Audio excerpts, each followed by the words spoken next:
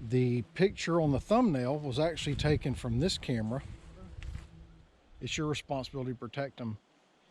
And to the people that say that the animals are only doing what comes natural, well, it's natural for the chickens to want to live, for the goats to want to live. It's natural for you to want to defend what is yours. Just because they live in the woods doesn't give them the right to come to your property and kill your animals. Hey, it's Jerry. Welcome back to Chumuckla Farm. I apologize in advance if the audio has a little bit of wind noise in it. Had a little bit of a cold front move in this morning. It's pretty breezy, but it's really nice overall.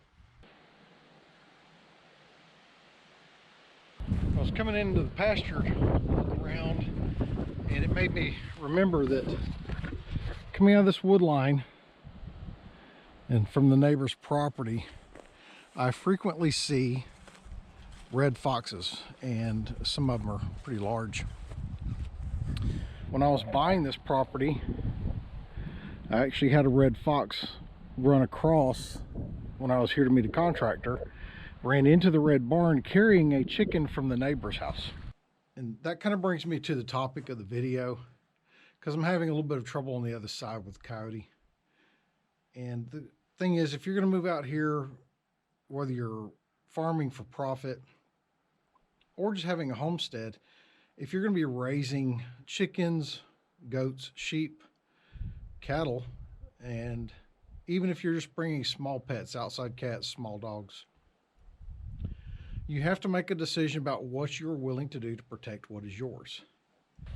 Now, obviously, this doesn't mean that you have to go out and buy an AR-15. You don't have to take up deer hunting. You don't even have to enjoy shooting sports. But if you're going to have livestock or other animals that depend on you, then you have to understand that you're the person that's there to protect them. You're the last line of defense. Now, you can do what I'm doing.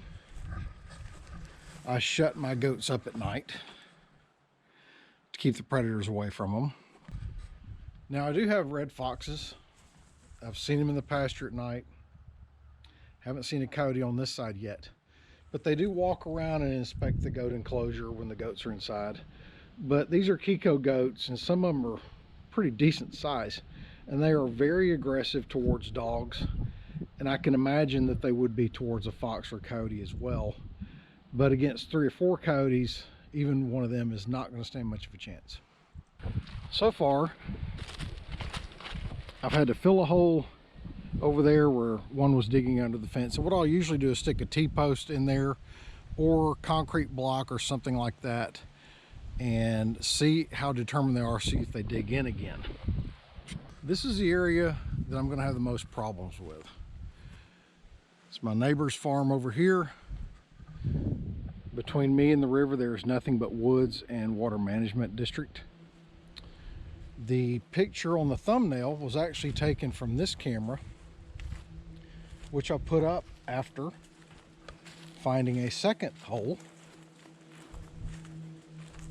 dug under the fence here. Now, what I've done is I put a couple of bricks in there just to see if what was digging the hole was a coon or a coyote, and if it was big enough to move the bricks. But they have tried. They've moved some of them out.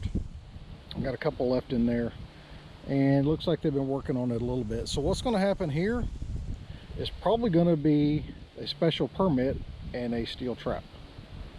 Besides the coyote, and I know he's not alone because I found a lot of coyote tracks around the pond, but I've also had a really big bobcat that I've seen at night coming along this wood line.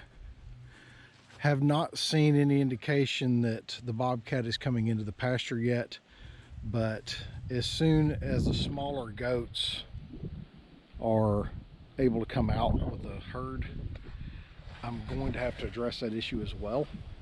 Now, this side doesn't have an electric fence, but it will. I may put it on the outside of the fence as a deterrent. But the bottom line is, the decision is mine as to when it's time to take final action. And that's something everybody that lives out here has to figure out for themselves. You don't have to be one of these people that goes out and burns through hundreds of dollars in ammunition at the gun range. You don't have to own a collection of AR-15s. a simple bolt action rifle with a good optic that you can use to defend your dogs, your cats, your goats, your chickens is basically a necessity. You don't like it, it may trigger you to hear it, but that's just how it is, because as the owner, it's your responsibility to protect them. And to the people that say that the animals are only doing what comes natural, well, it's natural for the chickens to want to live, for the goats to want to live. It's natural for you to want to defend what is yours. Just because they live in the woods doesn't give them the right to come to your property and kill your animals. You take a cute little goat like Peter here. Peter has no horns. He was disbudded whenever he was small. He's not mine. He's a Nigerian dwarf. Peter likes dogs.